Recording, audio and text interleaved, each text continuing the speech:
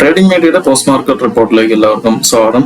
ആദ്യം നമുക്ക് day candle നോക്കാം. ഡേ ക്യാൻഡിൽ ഇന്ന് മാർക്കറ്റ് നമ്മൾ രാവിലത്തെ പ്രീ മാർക്കറ്റിൽ ഒരു ലെവൽ തന്നിട്ടുണ്ടായിരുന്നു. ആ ലെവലിനകത്താണ് കൃത്യമായിട്ട് മാർക്കറ്റ് കൺസോളിഡേറ്റ് ചെയ്തത്.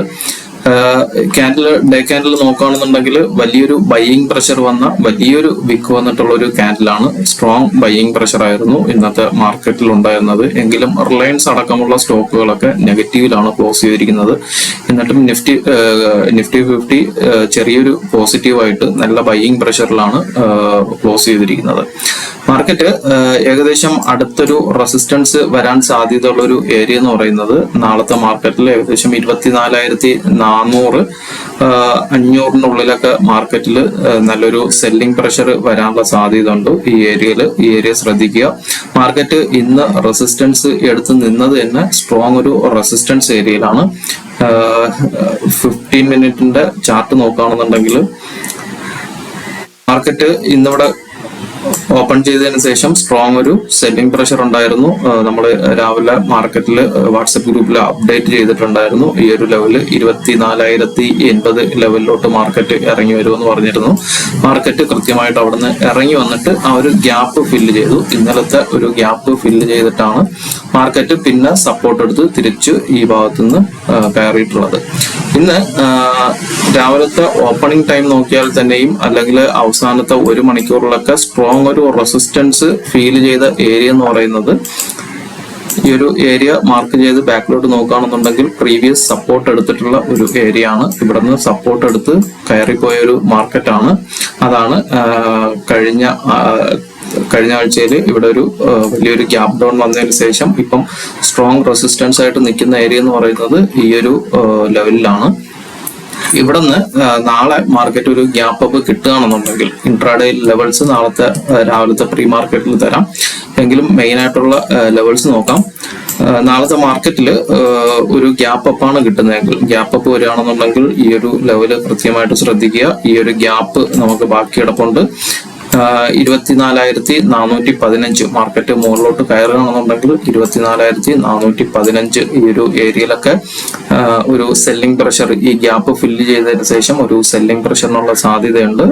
നമുക്ക് ഇന്നത്തെ മാർക്കറ്റിൽ താഴെ ഒരു ഗ്യാപ്പ് ഫില്ല് ചെയ്തതിന് ശേഷം മാർക്കറ്റ് തിരിച്ച് മുകളിലോട്ട് കയറിയതുപോലെ തന്നെ നാളെ മാർക്കറ്റ് ഒരു ഗ്യാപ്പ് അപ്പോ അല്ലെങ്കിൽ ചെറിയൊരു പോസിറ്റീവ് ന്യൂസ് എന്തെങ്കിലും ഉണ്ടെങ്കിൽ ഒരു ഗ്യാപ്പ് അപ്പ് കിട്ടുകയാണെന്നുണ്ടെങ്കിൽ ഈ ഒരു ഗ്യാപ്പ് ഫില്ല് ചെയ്തിട്ട് മാർക്കറ്റ് ഇവിടെ നിന്ന് താഴോട്ട് വരാനുള്ള സാധ്യത വളരെ കൂടുതലാണ്. അപ്പൊ മുകളിലോട്ട് 24,415 ശ്രദ്ധിക്കുക. ഒരു ഫ്ലാറ്റ് ഓപ്പണിംഗ് ഒക്കെ 24,288 താഴെയാണ് ഒരു ഓപ്പണിംഗ് വരുന്നതെങ്കിൽ ഈ ഒരു ഏരിയയൊക്കെ മുകളിലോട്ട് ബ്രേക്ക് ഔട്ട് കിട്ടുകയാണെന്നുണ്ടെങ്കിൽ ഏകദേശം 24,400-415 വരെയൊക്കെ തിരിച്ച് മാർക്കറ്റ് കയറി പോകാൻ സാധ്യതയുണ്ട്. ഈ ഒരു ഏരിയ ഒരു കൺസോൾട്ടേഷൻ ഏരിയ ആണ്. ഇവിടെ നിന്ന് എപ്പോഴാണെങ്കിലും ഒരു സെല്ലിംഗ് പ്രഷറിനുള്ള സാധ്യതയുണ്ട്. ഇത് മുകളിലോട്ട് ബ്രേക്ക് ഔട്ട് കിട്ടിയാൽ മാത്രം മാർക്കറ്റ് മുകളിലോട്ട് ബുള്ളിഷ് ആകാനുള്ള സാധ്യതയുള്ളൂ. താഴോട്ട് വരികയാണെന്നുണ്ടെങ്കിൽ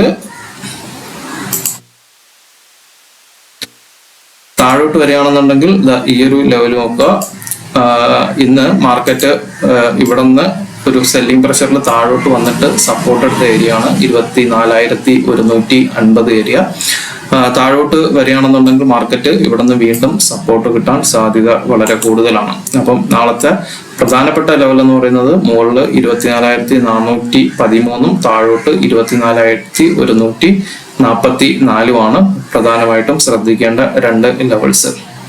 ഇന്നത്തെ ഇൻട്രാഡേ ലെവൽസ് നോക്കുകയാണെന്നുണ്ടെങ്കിൽ നമ്മൾ ഇന്ന് രാവിലെ പ്രീ മാർക്കറ്റിൽ തന്നിട്ടുണ്ടായിരുന്ന ലെവൽസ് ഇതായിരുന്നു. ഈ ലെവലില്ലായിരുന്നു. 24,84 ഈ ലെവൽ ഇല്ലായിരുന്നു. ഇത് മാർക്കറ്റ് ഓപ്പൺ ചെയ്തതിന് ശേഷം 9:16 നമ്മുടെ വാട്സപ്പ് ഗ്രൂപ്പിൽ മാർക്ക് ചെയ്ത ലെവലാണ്. 24,084 മാർക്കറ്റ് ഓപ്പൺ ചെയ്തപ്പോൾ തന്നെ പറഞ്ഞിരുന്നു മാർക്കറ്റ് 24,084 വരേക്കും മാർക്കറ്റ് വരാൻ സാധ്യത ഉണ്ടെന്ന്. കൃത്യമായിട്ട് ആ ഒരു ലെവലിൽ തന്നെയാണ് മാർക്കറ്റ് സപ്പോർട്ട് എടുത്ത് തിരിച്ചു കയറി പോയത്. 24,084 എന്ന് പറയുന്നത് പിവറ്റ് ലൈനാണ്, മാജിക് ലൈനുകളൊന്നുമല്ല, പിവറ്റ് ലൈനാണ്. കൃത്യമായിട്ട് ആ ഒരു പിവറ്റ് ലൈൻ എന്നാണ് സപ്പോർട്ട് എടുത്ത് തിരിച്ചു കയറിയത്. പ്രീ മാർക്കറ്റിൽ പറഞ്ഞിട്ടുണ്ടായിരുന്നു മാർക്കറ്റ് ഈ ഒരു ഏരിയയിൽ കൺസോളിഡേറ്റ് ചെയ്യാൻ സാധ്യതയുണ്ടെന്ന്. എങ്കിലും ഈ ഒരു ലെവൽ താഴോട്ട് ബ്രേക്ക് ചെയ്യുമെന്ന് ഞാൻ പ്രതീക്ഷിച്ചാണ്. പക്ഷെ മാർക്കറ്റ് ഇവിടെ നിന്ന് സപ്പോർട്ട് എടുത്ത് കയറിപ്പോയി. നാളെ വരുന്നതെന്ന് പറയുന്നത് നാളത്തെ CPR വന്നിട്ട് ചെറിയൊരു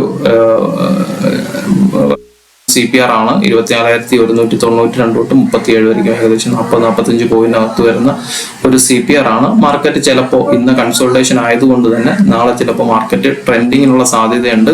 എങ്കിലും നാളത്തെ വ്യൂ എന്താണെന്ന് നാളത്തെ രാവിലത്തെ പ്രീ മാർക്കറ്റിൽ പറയാം. ഇന്ന് ഒരു ട്രേഡ് സെറ്റപ്പ് മാത്രമേ ഉണ്ടായിരുന്നുള്ളൂ. അത് ഏകദേശം ലോസിലാണ് ഹോൾഡ് ചെയ്യുന്നത്. 24,283 നമ്മൾ ഫ്യൂച്ചർ സെല്ല് ചെയ്യാൻ പറഞ്ഞിരുന്നത്. മാർക്കറ്റ് ഇവിടെ നിന്നൊരു നെഗറ്റീവ് ട്രെൻഡ് പ്രതീക്ഷിച്ചാണ് ഈ ഒരു ഏരിയയിൽ നിന്ന് മാർക്കറ്റ് താഴോട്ട് വരുമെന്ന് പ്രതീക്ഷിച്ചതാണ്. പക്ഷെ മാർക്കറ്റ് ഇവിടെ നിന്ന് ചെറിയൊരു അപ്പ് മൂവ്മെന്റ് കിട്ടി. ഇവിടെ നിന്ന് താഴോട്ട് വന്നുവെങ്കിലും ഏകദേശം 50 പോയിന്റിന്റെ പ്രോഫിറ്റ് കാണിച്ചെങ്കിലും വീണ്ടും ഇവിടെ നിന്ന് മുകളിലോട്ട് കയറി. നമ്മൾ ഹെഡ്ജ് ചെയ്യാൻ ഉപയോഗിച്ചിരിക്കുന്നത് 78,080 ആണ്. ഇന്ന് വിക്സ് നോക്കുകയാണെന്നുണ്ടെങ്കിൽ സെൻസെക്സ് നമ്മൾ ഹെഡ്ജ് ചെയ്യാൻ ഉപയോഗിക്കാനുള്ള കാരണം എന്ന് പറയുന്നത് വിക്സ് രാവിലെ ഏകദേശം 24 നിന്ന്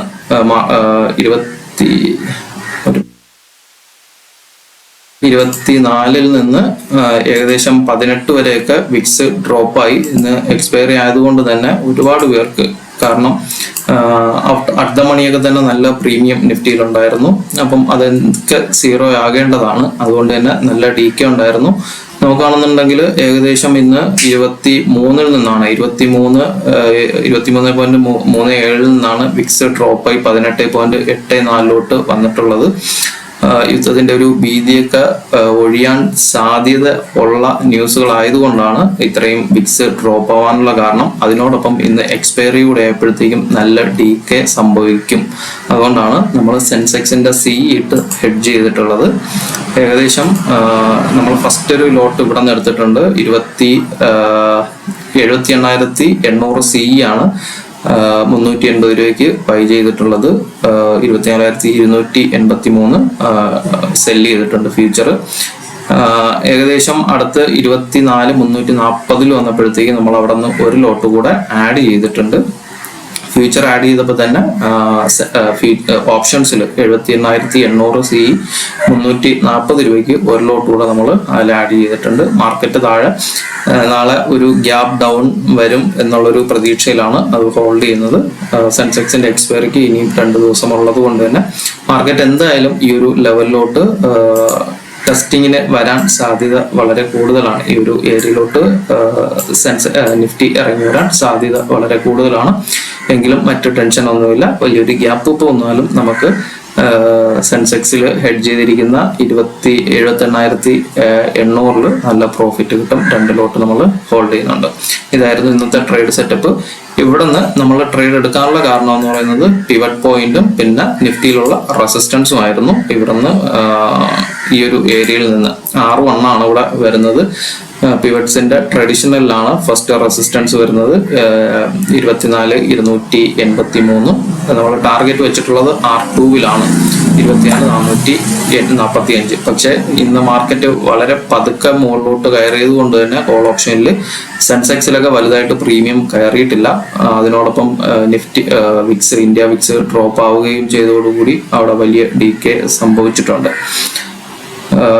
നമുക്ക് ഇന്നത്തെ ഹീറ്റ് മാപ്പ് നോക്കുകയാണെന്നുണ്ടെങ്കിൽ നിഫ്റ്റി 50-ൽ റിലയൻസ്, ഭാരത് എയർടെൽ, അതുപോലെ തന്നെ Tata consumer, Infosys, oil and natural gas, ഇത് 4 എന്ന് പറയുന്നത് ഈ 5 സ്റ്റോക്കുകളുമാണ്. അതായത് നിഫ്റ്റി 50-ൽ ഈ 5 സ്റ്റോക്കുകളും നെഗറ്റീവിലാണ് ക്ലോസ് ചെയ്തിരിക്കുന്നത്. റിലയൻസ് 1% താഴെയാണ് ക്ലോസിംഗ് വന്നിട്ടുള്ളത്. എയർടെൽ -0.87, ടാറ്റ കൺസ്യൂമർ -0.57, ഇൻഫോസിസ് -1.48% ഒക്കെ നെഗറ്റീവ് ആയിരുന്നു.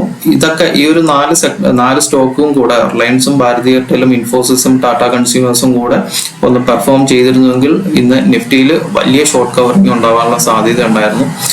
ഇന്ന് ഏറ്റവും കൂടുതൽ പെർഫോം ചെയ്തിട്ടുള്ളത് ഓട്ടോമൊബൈൽ സെക്ടറാണ്.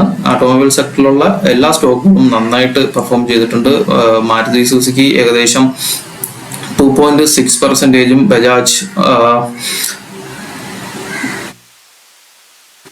ബജാജ് വന്നിട്ട് 2.42ഉം ഏഷ്യർ വന്നിട്ട് 3.72ഉം മഹേന്ദ്ര വന്നിട്ട് 3.3ഉം 4 സ്റ്റോക്കും ഓട്ടോമൊബൈൽ സെക്ടറിൽ നിന്ന് നിഫ്റ്റി 50യിൽ നല്ല പോസിറ്റീവായിട്ടാണ് പെർഫോം ചെയ്തിട്ടുള്ളത്. അതുകൊണ്ട് തന്നെ മാർക്കറ്റ് പിടിച്ചു നിന്നു. റിലയൻസും ഭാരതി എയർടെല്ലും ടാറ്റ ഇൻഫോസിസ് അടക്കമുള്ളതൊക്കെ പൊട്ടിയിട്ട് പോലും പിടിച്ചു നിന്നത് ഏറ്റവും കൂടുതൽ ഓട്ടോമൊബൈൽ സെക്ടറിൽ 4 സ്റ്റോക്കും പെർഫോം ചെയ്തുകൊണ്ടാണ്.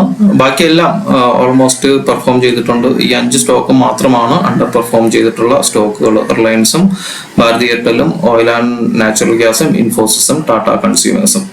അപ്പോൾ ഇത്രയൊക്കെ ഉള്ളൂ. ബാക്കി നമ്മുടെ നാളത്തെ മാർക്കറ്റിന്റെ ഇൻട്രാഡേ ലെവൽസും ഡാറ്റ അനാലിസിസും പിന്നെ അതുപോലെ തന്നെ വ്യൂവും നാളെ രാവിലെ പ്രീ മാർക്കറ്റിൽ ഉണ്ടാകും. അപ്പോൾ എല്ലാവർക്കും നല്ലൊരു ദിവസം നേരുന്നു. Good night.